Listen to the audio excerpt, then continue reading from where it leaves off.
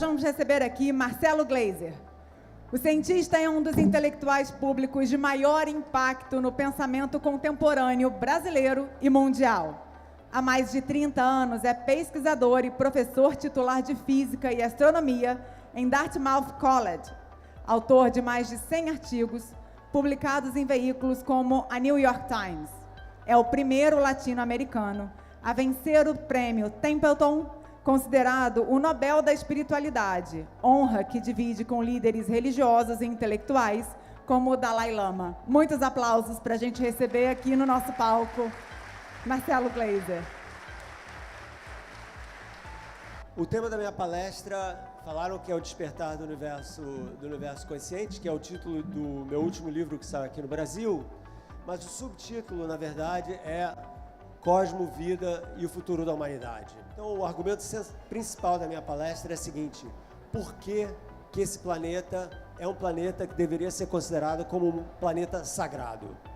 E eu vou explicar o que eu quero dizer com isso, na medida que a gente for avançando. Então, antes de mais nada, eu acho importante a gente celebrar um pouco a curiosidade do ser humano, de todas as culturas, de terem se perguntado quem nós somos, de onde nós viemos, para onde nós vamos. Você pode ver isso em todas as culturas do mundo, presentes, passadas. Você vai para o Egito, você vai no Império Inca, todo mundo tem uma história de criação do mundo, todo mundo tem uma história de como que eu virei um ser humano, foi uma ação divina ou não foi uma ação divina, mas o importante é como que isso aconteceu. E essas histórias são o que eu chamo de uma pluralidade de saberes. A gente está muito acostumado no mundo ocidental com a história da ciência, né? A ciência, como ela fez e como a gente descobriu ela, etc., que obviamente é o meu campo, mas à medida que eu fui avançando na minha carreira, eu fui percebendo que existem outras histórias, que o ser humano é essencialmente um grande contador de histórias. Isso daí é o que define, vamos dizer assim, a nossa espécie. Talvez as baleias e os golfinhos também contem histórias, eu não sei, mas certamente nós contamos histórias. E essas narrativas de quem nós somos são extremamente fundamentais para a gente evoluir enquanto espécie. E o que aconteceu? Essa pluralidade de saberes, né? Eu estou superpondo aí várias imagens diferentes de várias culturas que às vezes entraram em conflito umas com as outras, etc. Mas todos se perguntando como que nós viramos quem nós somos. Por que eu estou falando isso? Porque se você segue a linha da história, você percebe o seguinte: nós, seres humanos, espécie Homo sapiens, nós estamos aqui nesse planeta há mais ou menos uns 300 mil anos. O planeta Terra existe há mais ou menos 4 bilhões e meio de anos.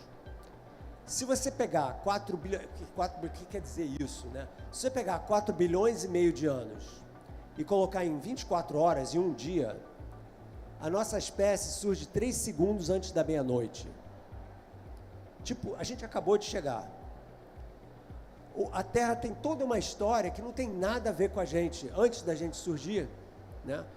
Só que, nesses 3 segundos de existência, a gente transformou o planeta. Tá vendo? Eles estão assim, ó. Transformou o planeta. E transformou o planeta de uma forma que nem sempre foi muito boa.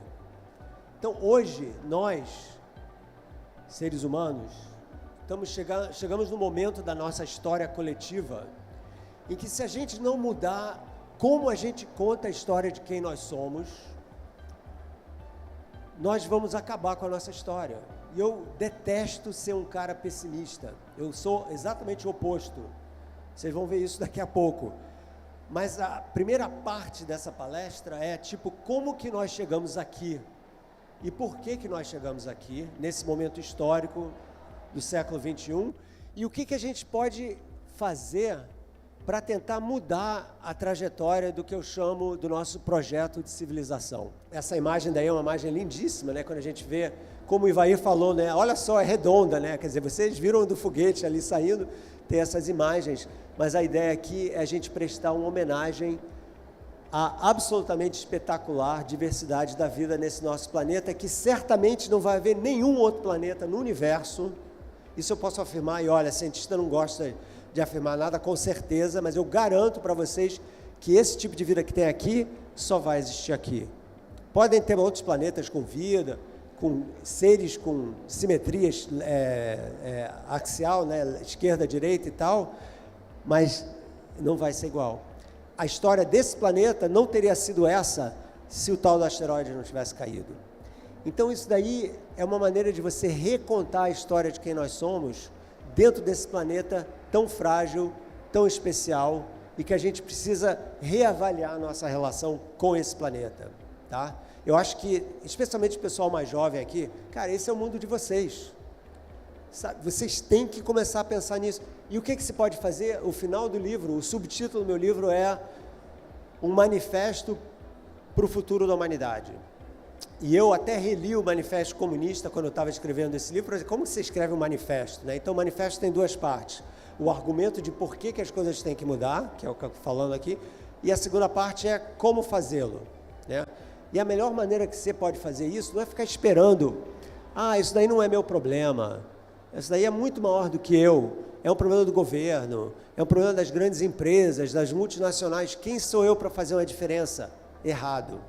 Cada um de nós pode fazer uma diferença, pode ser o agente da transformação que você quer ver no mundo. É uma coisa que tem se falado muito, mas assumir isso e usar isso como a sua bandeira, como a maneira como você se coloca em frente ao planeta, é fundamental, porque aí você tem o que eu chamo de um efeito bola de neve. As grandes revoluções na história da humanidade começaram com algumas poucas pessoas, mas contaminaram milhares, milhões de pessoas, porque eram ideias que valiam a pena, que davam certo, que eram necessárias no momento em que elas foram criadas.